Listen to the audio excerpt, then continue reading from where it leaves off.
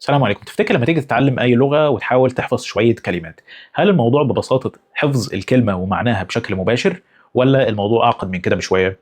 تعال نتكلم وندردش في الموضوع ده شوية. أنا هشام إبراهيم ودي قناة مكتسب بنتكلم فيها عن اكتساب اللغات.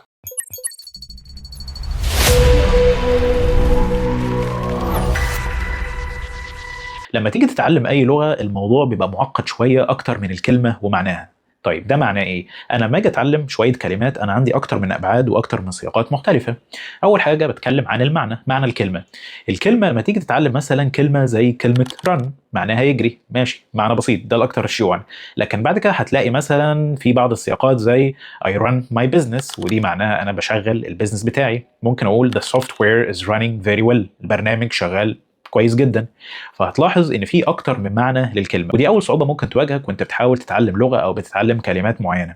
لما تيجي تقرا بعد كده نص بالانجليزي وتلاقي كلمه رن، اول حاجه بتيجي في دماغك يجري، وبتحاول تربط وانت مش عارف الكلمه دي ليه جايه هنا بالظبط، عشان انت ما تعودتش ان كل كلمه ليها اكتر من سياق واكتر من معنى. طيب اللي احنا بنعمله في المدرسه كان ايه؟ ان هو بيديك المعنى الاكثر شيوعا، بس في الحقيقه هو في اكتر من معنى للكلمه. البعد الثاني اللي ممكن نتكلم عنه هو القواعد. انت هتلاحظ كلمه زي كلمه run جايه باكتر من شكل، يعني ممكن اقول I run every day، او he runs every day، او she ran yesterday، او I have been running every day. هتلاحظ الكلمه ليها اكتر من شكل، اكتر من سياق، اكتر من قاعده عشان تعبر عن اكتر من زمن. اذا الكلمه ملهاش شكل واحد، ده ليها اشكال مختلفه. بعد كده موضوع الرسميه او الفورماليتي. ساعات بيبقى في كلمات معينه ممكن استخدمها في سياق مع اصحابي، في كلمات ممكن استخدمها في شكل رسمي شويه. هناخد مثلا كلمه زي طفل، ممكن يبقى ليها ثلاث معاني او ممكن تتقال بثلاث اشكال بالانجليزي. ممكن اقول child، دي حاجه نيوترال شويه تتقال في اي مكان. ممكن اقول كلمه kid، kid دي شويه طفوليه بيستخدموها مع الاطفال نفسهم، او ممكن تستخدم في البيت. وبعد كده ممكن اقول كلمه minor اللي هي قاصر، ودي بتستخدم مثلا في اوراق قانونيه او حاجات رسميه كده. البعد اللي بعد كده هو السياق بتاع استخدام الكلمه. يعني مثلا كلمه زي رن هي مش بس بتستخدم في السياق الرياضي زي ما قلنا، هي ممكن تستخدم في سياق مثلا تكنولوجيا، فممكن اقول the software is running very well.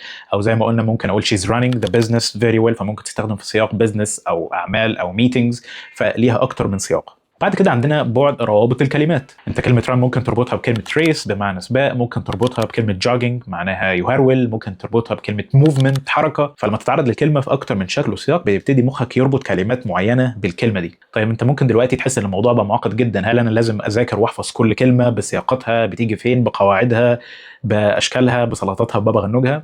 الخبر الحلو ان الموضوع ما بيمشيش كده، لان مخنا لما بيجي يتعلم لغه بيكتسبها. يعني ايه بيكتسبها؟ يعني انا لما بسمع الناس اللي حواليا، اهلي، بتفرج على افلام مسلسلات، بتحصل معايا مواقف، مخي لوحده بيبتدي يربط كل الابعاد المعقده دي بتاعه اللغه او بتاعه الكلمات، وبيربطها بمواقف معينه. وبالتالي لما اجي انا اتكلم ويحصل الموقف هلاقي نفسي بتكلم لوحدي. بس الفكره انا محتاج كم او عدد ساعات كبير جدا من المدخلات، وللاسف مفيش اي طريقه تانية ان انت تعرف تتكلم اللغه دي بشكل غير واعي او تلقائي غير لما تمر بالمرحله دي. لكن لما تيجي تذاكر كلمه بورقه وقلم انت عندك ابعاد كتير قوي للكلمه. الموضوع مش كلمه ومعناها بس، انت عندك نطق، عندك سياق، عندك رسميه، عندك كلمات تانية مربوطه بيها. ومخنا غير قادر للاسف ان هو يذاكر كم التعقيد ده كله، لكن العقل اللاواعي هو اللي بيبقى قادر ان هو يكتسب ويربط الحاجات دي كلها لوحده.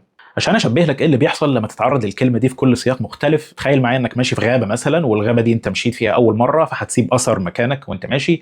المره العاشره هيبقى طريق صغير، المره الالف هيبقى طريق سريع، وهكذا. ده اللي بيحصل لما تتعرض لكل كلمه بشكل مختلف في سياق مختلف، بيحصل تغيير في روابط مخك ويبتدي يربط لوحده الكلمه دي بتستخدم فين وفي انه سياق بالظبط. يعني مثلا انت لما تيجي تتكلم وتحس ان انت نسيت كلمه معينه، ما تسالش نفسك انا نسيتها ليه او ما حفظتهاش كويس، لا، الاحسن انك تسال نفسك هو انا اتعرضت لها او شفتها او سمعتها كم مره قبل كده. طب عايزين نلخص الموضوع ده كله في جمله واحده، لازم تبقى عارف ان اللغه اعقد بكتير من انك تذاكر كلمه ومعناها. لا، الموضوع فيه ابعاد كتير، في سياق، في روابط، في قواعد، في نطق، وهكذا. لكن الحلو في الموضوع انت مش محتاج تذاكر وتحفظ كل ده، انت كل اللي عليك انك تقرا وتسمع محتوى انت فاهمه لعدد ساعات معين، عدد ساعات كبير، ومخك لوحده هو اللي بيبتدي يربط كل الحاجات دي ببعضها. وبعد كده لما تيجي تتكلم هتحس انك تتكلم بسهوله ومن غير ما كل شويه تفكر في اللي انت ذاكرته قبل كده. بس كده، ده كان فيديو النهارده، ولو عندكم اي سؤال او استفسار ممكن تسيبه في التعليقات تحت. شكرا.